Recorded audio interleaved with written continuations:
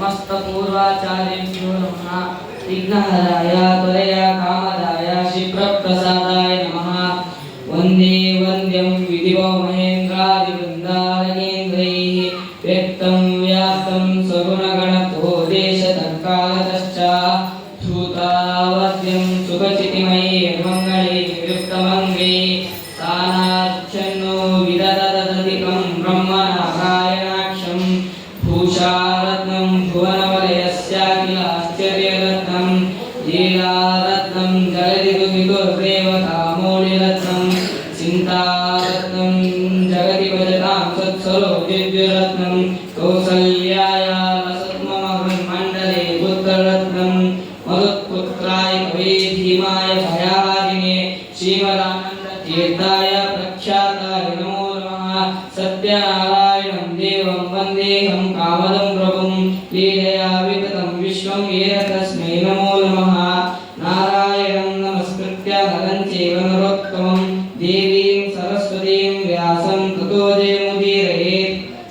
ಮೊದಲು ಶ್ರೀಮನ್ನಾರಾಯಣನಿಗೆ ನಮಸ್ಕರಿಸಿ ನರನಾದ ಶ್ರೀ ಶೇಷದೇವರಿಗೆ, ನರೋತ್ತಮನಾದ ಶ್ರೀ ವಾಯುದೇವರಿಗೆ, ದೇವಿಯಾದ ಶ್ರೀ ಮಹಾಲಕ್ಷ್ಮೀ ತಾಯಿಗೆ, ಶ್ರೀ ಸರಸ್ವತಿ ಮಾತೆಗೂ, ಶ್ರೀ ವೇದವ್ಯಾಸ ದೇವರಿಗೂ ಭಕ್ತಿಪೂರ್ವವಾದ ಪ್ರಣಾಮ ಸಲ್ಲಿಸಿ ರಾಮಾಯಣದ ಕಿಷ್ಕಿಂಧಾಕಾಂಡ ಕಥಾಭಾಗವನ್ನು ಪ್ರಾರಂಭಿಸುತ್ತೇನೆ. ಸೀತೆಯನ್ನು ಹುಡುಕುತ್ತಾ ಹೊರಟ ಶ್ರೀರಾಮ ಲಕ್ಷ್ಮಣರು ಕಬಂಧನ ಮಾತಿನಂತೆ ಶಬರಿಯನ್ನು ಹುಡುಕಿಕೊಂಡು ಮಾತಂಗ ವನಕ್ಕೆ ಬಂದರು. ಶಬರಿಯು ಮತಂಗ ಮಹರ್ಷಿಗಳೆಂಬ ಮಹಾಮುನಿಯ ಸೇವೆ ಮಾಡಿ ಅವರ ಶಿಷ್ಯಗಳಾಗುವ ಭಾಗ್ಯ ಪಡೆದಿದ್ದರು. ಮತಂಗ ಮುನಿ ತಮ್ಮ ದೇಹತ್ಯಾಗ ಮಾಡುವಾಗ ಅವಳನ್ನು ಕರೆದು ರಾಮ ಇಲ್ಲಿಗೆ ಬರುತ್ತಾನೆ, ಅವನು ಬರುವವರೆಗೂ ಇಲ್ಲೇ ಕಾದಿರು, ಅವನನ್ನು ಸತ್ಕರಿಸು ಎಂದಿದ್ದರು. ಅದರಂತೆ ರಾಮನನ್ನು ಕಾಣಲು ಆಕೆ ಹಲವು ವರ್ಷಗಳ ಕಾಲ ಕಾದಿದ್ದಳು. ರಾಮನು ಅವಳನ್ನು ಕಂಡು ಅವಳನ್ನು ಅನುಗ್ರಹಿಸಿದನು. ಅವಳ ಸೂಚನೆಯಂತೆ ರಾಮನು ಲಕ್ಷ್ಮಣರು ಮತ್ತೆ ತಮ್ಮ ಪಯಣವನ್ನು ಮುಂದುವರಿಸಿ ಋಷ್ಯಮೂಕ ಪರ್ವತಕ್ಕೆ ಬಂದರು. ಸುಗ್ರೀವನನ್ನು ಕಂಡುಹಿಡಿಯುವುದು ಹೇಗೆ ಎಂದು ಯೋಚಿಸುತ್ತಿರುವಾಗ ಸುಗ್ರೀವನೇ ಇವರನ್ನು ದೂರದಿಂದ ನೋಡಿದ. ಅವರ ದೀರ್ಘ ಬಾಹುಗಳು, ವಿಶಾಲವಾದ ನೇತ್ರ, ದೃಢವಾದ ಮೈಕಟ್ಟು, ಧನುಸ್ಸನ್ನು ಹಿಡಿದಿರುವ ಭಂಗಿ ಒಂದೊಂದು ಸುಗ್ರೀವನಿಗೆ ಭಯವನ್ನುಂಟು ಮಾಡಿತು. ಇವರು ಬಹುಶಃ ವಾಲಿಯಿಂದ ನನ್ನನ್ನು ಕೊಲ್ಲಲು ಕಳುಹಿಸಲ್ಪಟ್ಟ ವೀರರಾಗಿರಬೇಕು, ಇನ್ನೇನು ಗತಿ ಎಂದು ದುಃಖ ಪಡಲಾರಂಭಿಸಿದರು. ವಾಲಿಯು ಕಿಷ್ಕಿಂಧಾ ದೇಶದ ರಾಜನಾಗಿದ್ದನು. ಅವನ ತಮ್ಮ ಸುಗ್ರೀವ ರಾಜವಾಳುವುದರಲ್ಲಿ ಅವನಿಗೆ ಸಹಾಯ ಮಾಡುತ್ತಿದ್ದನು. ಒಮ್ಮೆ ಮಾಯಾವಿ ಎನ್ನುವ ರಾಕ್ಷಸ ಕಿಷ್ಕಿಂಧೆಯ ದ್ವಾರಕ್ಕೆ ಬಂದು ವಾಲಿಯನ್ನು ಯುದ್ಧಕ್ಕೆ ಆಹ್ವಾನಿಸಿದ. ವಾಲಿ ಸುಗ್ರೀವನೊಡನೆ ಯುದ್ಧಕ್ಕೆ ಬಂದ. ಇಬ್ಬರು ಶೂರರು ಬರುವುದನ್ನು ಕಂಡು ಮಾಯಾವಿ ಭಯದಿಂದ ಓಡಲಾರಂಭಿಸಿದರು. ಇಬ್ಬರಿಗೂ ಅವನನ್ನು ಅನುಸರಿಸಿದರು. ಅವನು ದೂರದಲ್ಲಿದ್ದ ಒಂದು ಗುಹೆಯನ್ನು ಹೊಕ್ಕನು. ವಾಲಿಯು ಸುಗ್ರೀವನನ್ನು ಗುಹೆಯ ದ್ವಾರದಲ್ಲಿ ಕಾವಲಿರಿಸಿ ತಾನು ಒಳಹೊಕ್ಕನು. ದಿನಗಳ ಮೇಲೆ ದಿನಗಳಾಯಿತು. ಒಳಗೆ ಏನಾಗುತ್ತಿದೆ ಎನ್ನುವುದು ಗೊತ್ತಾಗಲಿಲ್ಲ. ಕೊನೆಗೆ ಒಂದು ದಿನ ವಿಕಾರವಾದ ಶಬ್ದ ಗುಹೆಯಿಂದ ಹೊರಬಂತು. ರಕ್ತಧಾರಕಾರವಾಗಿ ನದಿಯಂತೆ ಗುಹೆಯಿಂದ ಹೊರಬರಲಾರಂಭಿಸಿತು. ಸುಗ್ರೀವನು ರಾಕ್ಷಸನು ವಾಲಿಯನ್ನು ಕೊಂದು ಬಿಟ್ಟಿದ್ದಾನೆಂದು ಭಯಪಟ್ಟ. ಅಲ್ಲದೆ ರಾಕ್ಷಸ ಹೊರಬಂದು ತನ್ನನ್ನು ಕೊಲ್ಲಬಹುದೆಂದು ಎನಿಸಿ ಭಾರವಾದ ಒಂದು ಬಂಡೆಯನ್ನು ಗುಹೆಯ ಬಾಗಿಲಿಗೆ ಇಟ್ಟು ಅದನ್ನು ಮುಚ್ಚಿದ. ಬಹಳ ದುಃಖದಿಂದ ಅರಮನೆಗೆ ಹಿಂತಿರುಗಿದ. ಆದರೆ ರಾಜ್ಯ ಬಹಳ ಕಾಲ ರಾಜನಿಲ್ಲದೆ ಇರಲಾಗುವುದಿಲ್ಲ. ಮಂತ್ರಿಗಳು ಸುಗ್ರೀವನನ್ನು ರಾಜ್ಯ ವಹಿಸುವಂತೆ ಒತ್ತಾಯಿಸಿದರು. ಕೆಲವು ದಿನಗಳಾದ ಮೇಲೆ ಒಂದು ದಿನ ವಾಲಿ ಪ್ರತ್ಯಕ್ಷನಾದ. ವಾಲಿ ಆ ರಾಕ್ಷಸನನ್ನು ಕೊಂದಿದ್ದ. ಆಮೇಲೆ ತನ್ನ ಬಲವನ್ನೆಲ್ಲ ಉಪಯೋಗಿಸಿ ಬಂಡೆಯನ್ನು ತಳ್ಳಿ ಹಿಂತಿರುಗಿ ಬಂದ. ರಾಜವಾಳುವ ಆಸೆಯಿಂದ ತನ್ನನ್ನು ಕೊಲ್ಲಲು ಹವಣಿಸಿ ಗುಹೆಯನ್ನು ಸುಗ್ರೀವ ಮುಚ್ಚಿದ್ದನೆಂದು ವಾಲಿ ಭಾವಿಸಿದ. ಸುಗ್ರೀವನನ್ನು ರಾಜ್ಯದಿಂದ ಹೊರಗೂಡಿಸಿ ಅವನ ಹೆಂಡತಿಯನ್ನು ವಾಲಿಯೇ ಮದುವೆ ಮಾಡಿಕೊಂಡು ಮತ್ತೆ ರಾಜನಾದ. ಅಂದಿನಿಂದ ಸುಗ್ರೀವ ಋಷ್ಯಮೂಕ ಪರ್ವತದಲ್ಲಿ ವಾಸಿಸುತ್ತಿದ್ದ. ಮತಂಗ ಋಷಿಯ ಶಾಪವಿದ್ದುದರಿಂದ ವಾಲಿ ಅಲ್ಲಿಗೆ ಬರುವ ಹಾಗಿರಲಿಲ್ಲ. ಅಲ್ಲಿಗೆ ಬಂದ ಶ್ರೀ ರಾಮ ಲಕ್ಷ್ಮಣರನ್ನು ನೋಡಿ ಸುಗ್ರೀವನು ಅವನ ನೆಚ್ಚಿಗೆ ಮಂತ್ರಿಯಾದ ಹನುಮಂತನು ಅವರು ಯಾರು ಎಂದು ತಿಳಿದು ಬರಲು ಕಳುಹಿಸಿದನು. ಹನುಮಂತ ಒಬ್ಬ ವಟುವಿನ ವೇಷ ಧರಿಸಿ ಶ್ರೀರಾಮನ ಬಳಿಗೆ ಬಂದನು. ಶ್ರೀರಾಮ ಲಕ್ಷ್ಮಣರು ತಮ್ಮ ಪರಿಚಯವನ್ನು ಹೇಳಿದ ಮೇಲೆ ಹನುಮಂತನು ತನ್ನ ನಿಜ ಸ್ವರೂಪವನ್ನು ತೋರಿಸಿ ತಾನು ಸುಗ್ರೀವನ ದೂತನೆಂದು ಹೇಳಿದನು. ರಾಮ ಲಕ್ಷ್ಮಣರಿಗೆ ಸುಗ್ರೀವನ ಹೆಸರು ಕೇಳಿ ತುಂಬಾ ಸಂತೋಷವಾಯಿತು. ಬಳಿಕ ಹನುಮಂತನು ಅವರಿಬ್ಬರನ್ನು ತನ್ನ ಹೆಗಲಿನ ಮೇಲೆ ಕೂರಿಸಿಕೊಂಡು ಸುಗ್ರೀವನ ಬಳಿಗೆ ಬಂದನು. ಸುಗ್ರೀವನಿಗೆ ಅವರ ಪರಿಚಯ ಮಾಡಿಸಿ ರಾಮ ಲಕ್ಷ್ಮಣರು ಸುಗ್ರೀವನ ಮೈತ್ರಿ ಬಯಸುವುದನ್ನು ತಿಳಿಸಿದನು. ಅಗ್ನಿಸಾಕ್ಷಿಯಾಗಿ ಅವರಿಬ್ಬರು ಪರಮ ಸ್ನೇಹಿತರಾಗಲು ಪ್ರಮಾಣ ಮಾಡಿದರು. ಸುಗ್ರೀವನು, ನಾನು ವಾಲಿಯ ಭಯದಿಂದ ಈ ಋಷ್ಯ ಮೂಕ ಪರ್ವತದ ಅಡಗಿದ್ದೇನೆ.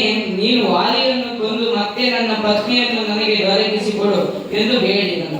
ರಾಮ ಖಂಡಿತ ಮಾಡುತ್ತೇನೆಂದು ಆಶ್ವಾಸನೆ ಕೊಟ್ಟನು. ಅಲ್ಲಿಂದ ಅವರೆಲ್ಲ ವಾಲಿಯ ರಾಜಧಾನಿಯಾದ ಕಿಷ್ಕಿಂಧೆಗೆ ಬಂದರು.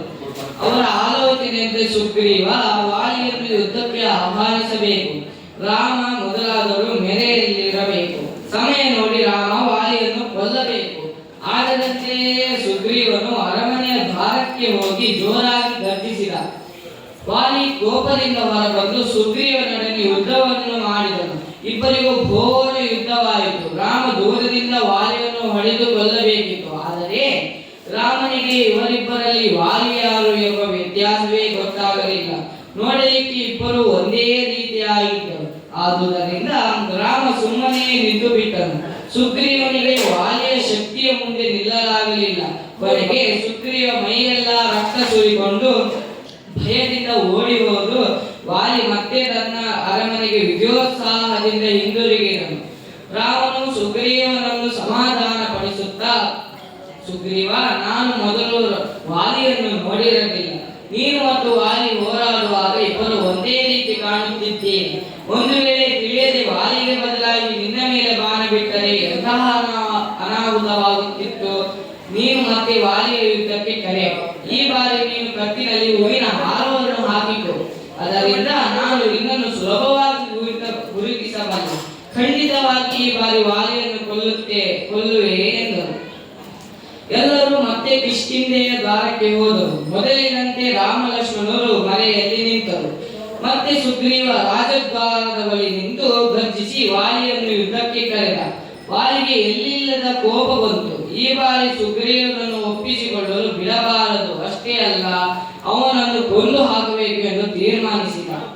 ಆದರೆ ಅವನ ಹೆಂಡತಿ ತಾರೆ ಏನೂ ಅಪಾಯವನ್ನು ಊಹಿಸಿ ಅವನನ್ನು ಹೋಗದಂತೆ ತಡೆಯಲು ಯತ್ನಿಸಿದಳು. ಆದರೆ ವಾಲಿಯು ಸಹನೆ ಕಳೆದುಕೊಂಡನು.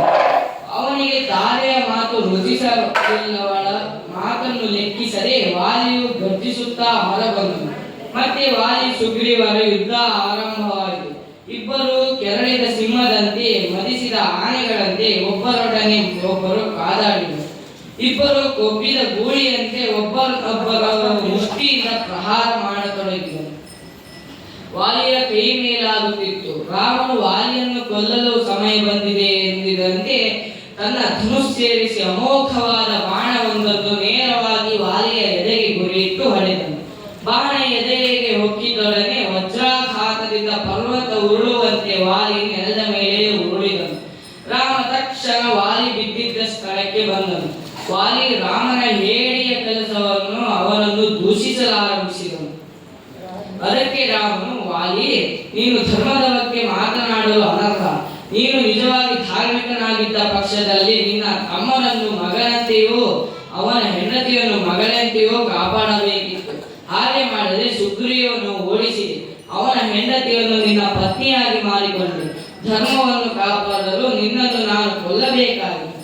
ವಾಲಿ ಮತ್ತು ರಾಮನ ನಡುವೆ ಅನೇಕ ವಾದ ವಿವಾದಗಳಾದವು. ಕೊನೆಗೆ ವಾಲಿಗೆ ತನ್ನ ತಪ್ಪಿನ ಅರಿವಾಯಿತು. ತನ್ನ ಹೆಂಡತಿಯನ್ನು ಅಂಗದನನ್ನು ಹತ್ತಿರ ಕರೆದು ಅವರನ್ನು ರಾಮನ ಆಶ್ರಯಕ್ಕೆ ಒಪ್ಪಿಸಿದನು. ಸುಗ್ರೀವನು ಹತ್ತಿರ ಕರೆದು, ಸುಗ್ರೀವ, ಇಂದಿನಿಂದ ನೀನು ರಾಜನಾಗು. ಅಂಗದನನ್ನು ನಿನ್ನ ಮಗನಂತೆ ನೋಡಿಕೋ. ನನ್ನ ಕತ್ತಿನಲ್ಲಿರುವ ಅಮೂಲ್ಯವಾದ ಈ ಚಿನ್ನದ ಸರವನ್ನು ಸ್ವೀಕರಿಸು. ಇದು ನನಗೆ ಇಂದ್ರನಿಂದ ಕೊಡಲ್ಪಟ್ಟದ್ದು. ನಿನಗೆ ಮಂಗಳವಾಗಲಿ. ಹೀಗೆ ಹೇಳುತ್ತಾ ವಾಯು ಪ್ರಾಣವನ್ನು ಬಿಟ್ಟರು. ಮುಂದೆ ಸುಗ್ರೀವನಿಗೆ ಪಟ್ಟಾಭಿಷೇಕವಾಯಿತು. ರಾಮನಿಗೆ ಅವನು ಚಿರಋಣಿಯಾಗಿದ್ದನು. ಅದು ಮಳೆಗಾಲವಾಗಿತ್ತು. ಅದು ಮುಗಿಯುವವರೆಗೂ ರಾಮ ಲಕ್ಷ್ಮಣರು ಕಾಡಿನಲ್ಲೇ ಇರಬೇಕಿತ್ತು.